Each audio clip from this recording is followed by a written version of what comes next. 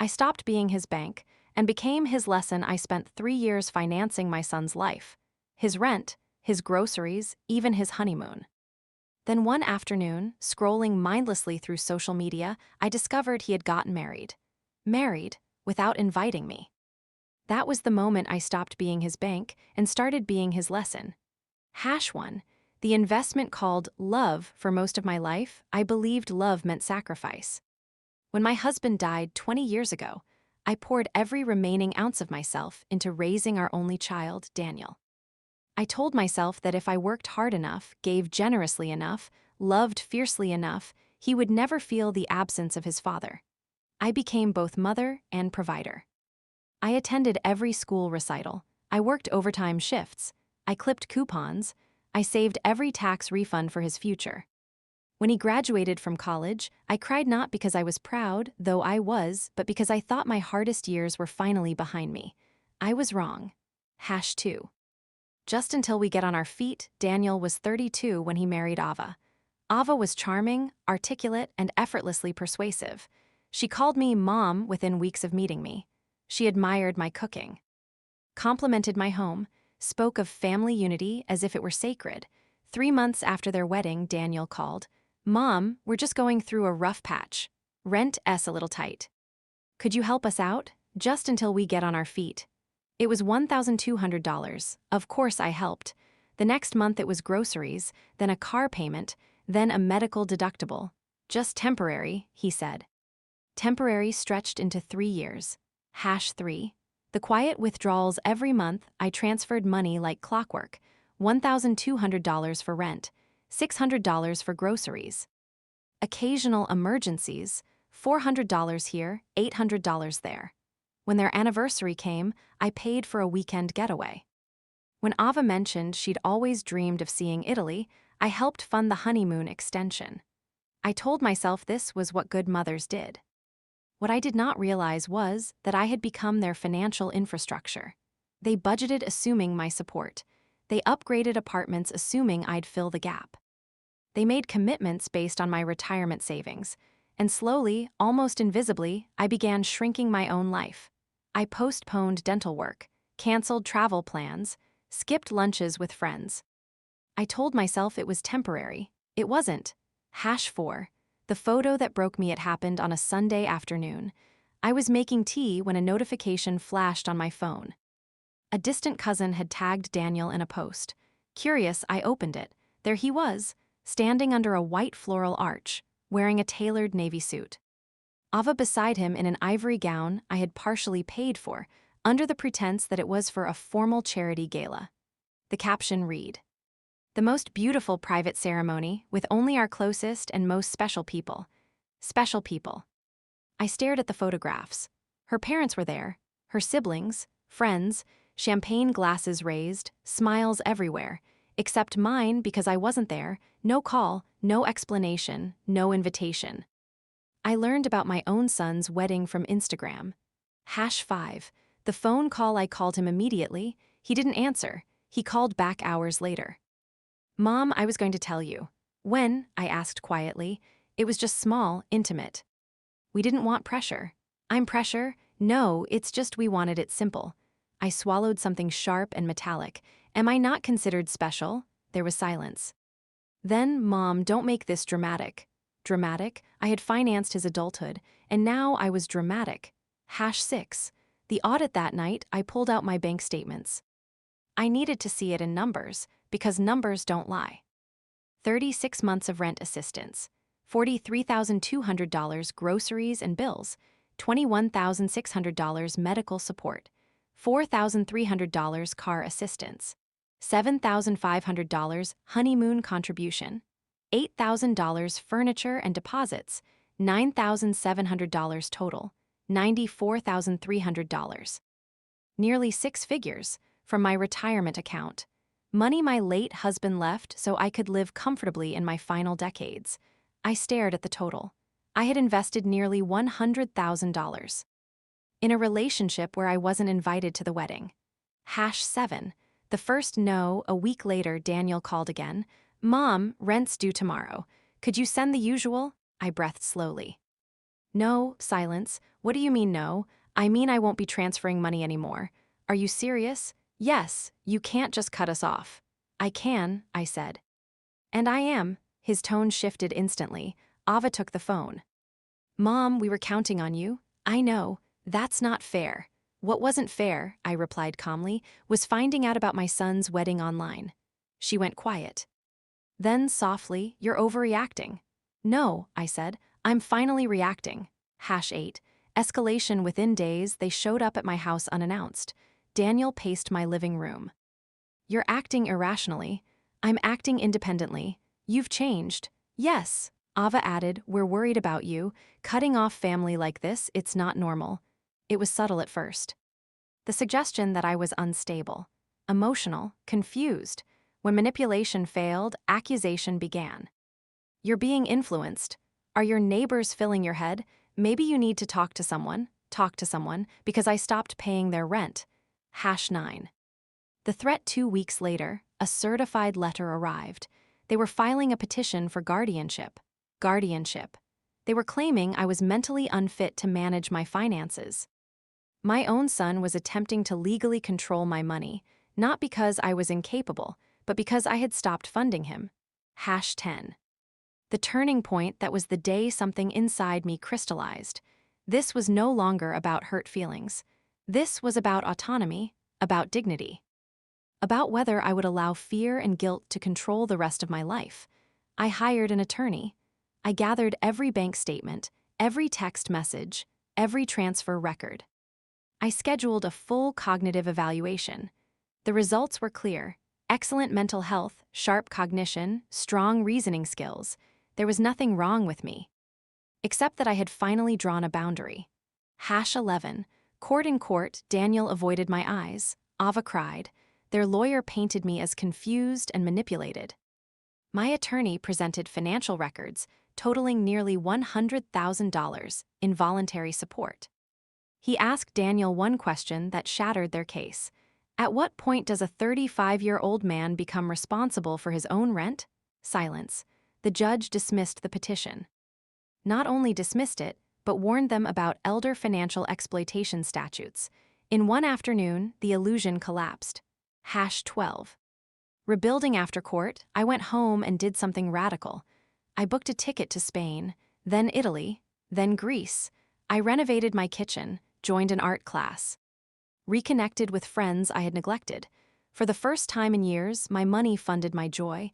Daniel tried to call weeks later. I didn't answer, not out of anger, but out of clarity. #13.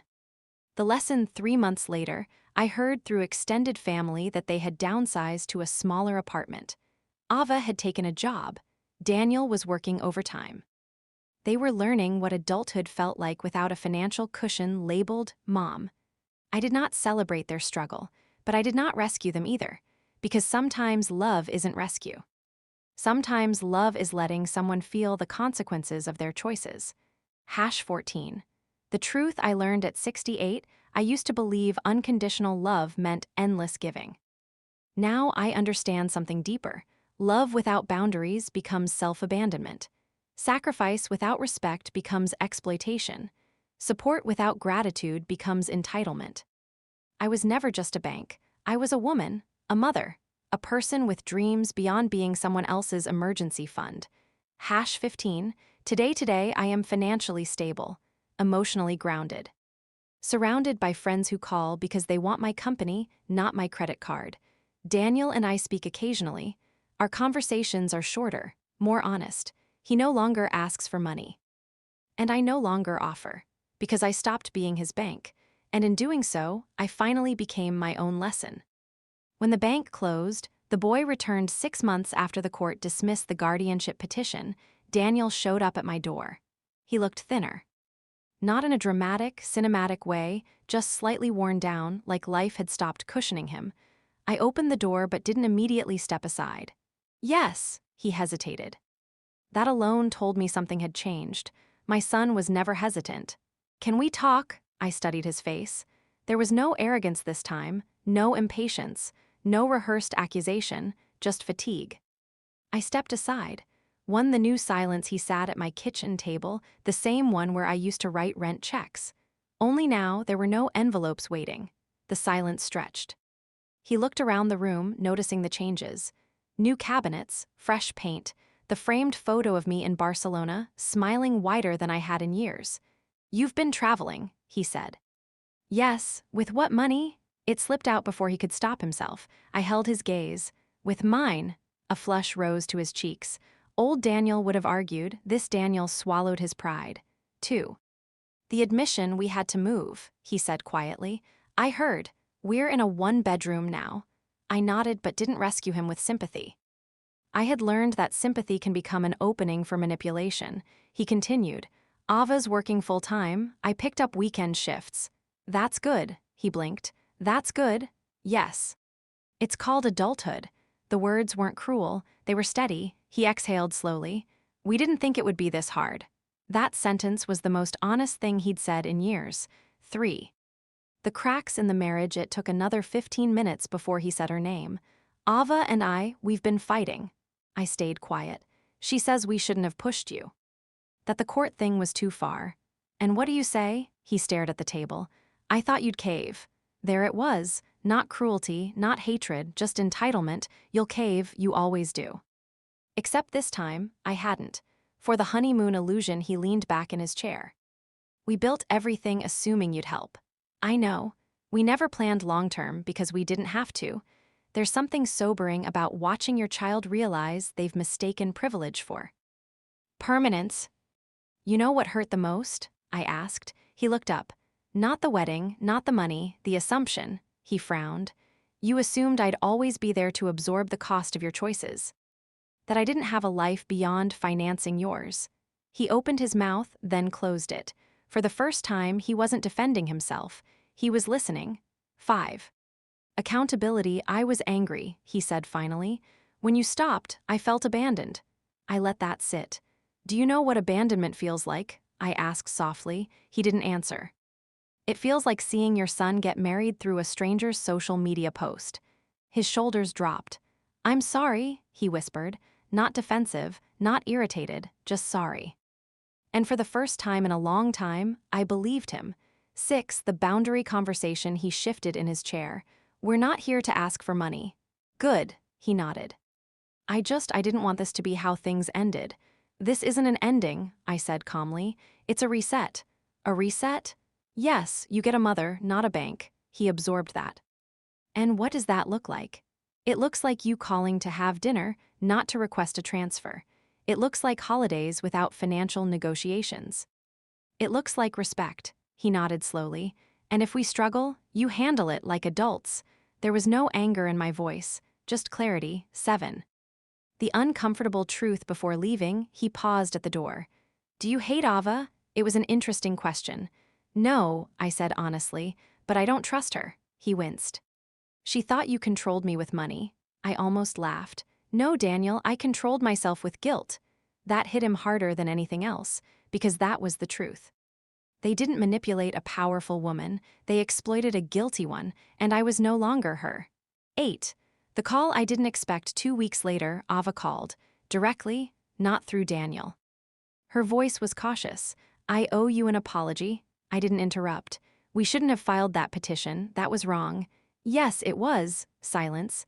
"I felt threatened," she admitted. "When you stopped helping, I panicked. I grew up watching my parents struggle. I promised myself I'd never live like that." "And so you tried to secure comfort by controlling me?" Her breath caught. "When you say it like that, it's still true." Another pause. "I don't want you to think I married Daniel for money." I chose my words carefully. Intentions matter. But patterns matter more. She didn't argue, that was progress. 9. A test. 3 months passed, no financial requests, no subtle hints. Daniel invited me to dinner, their apartment. Small, modest. Humble. Ava cooked, the table was simple, no extravagance, no hidden agenda. Halfway through the meal, Daniel said, "We started a budget." Ava added, "And a savings account."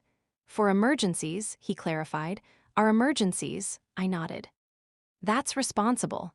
For the first time in years, I felt something different sitting at their table. Not obligation, not resentment, just neutrality. And neutrality after betrayal is a quiet miracle. 10. The real lesson a year ago, I thought the lesson was about money. It was. It was about identity. I had to stop defining myself as a giver in order to become whole. Daniel had to stop defining me as a resource in order to grow up. Sometimes boundaries don't destroy families. They reveal which ones can survive honesty. 11. 1 year later, it has now been 18 months since I stopped funding their lives. They live within their means. They argue about normal things, dishes, schedules, work stress, not about how to pressure me. We have dinner once a month. No money changes hands. On my 69th birthday, Daniel gave me a framed photo. It was from Spain, one I had posted months earlier. On the back, he had written, "Thank you for teaching me how to stand on my own." I cried that night, not because I had lost my son, but because I had finally found him again. 12. What I know now, if you are reading this and you are financing someone who calls it love, pause, ask yourself, are you supporting growth? Or subsidizing avoidance? Are you helping or preventing them from becoming capable? Money given without boundaries does not build strength. It builds dependency. And dependency eventually turns into resentment on both sides. 13. The final conversation last month, Daniel hugged me at my front door and said something I never expected to hear. "I'm proud of you." "For what?" "For choosing yourself." I smiled. "I should have done it sooner." "Maybe," he said. "But if you had, I might never have learned." And that, perhaps, is the quiet grace of it all. Sometimes the most loving thing a mother can do is close the bank.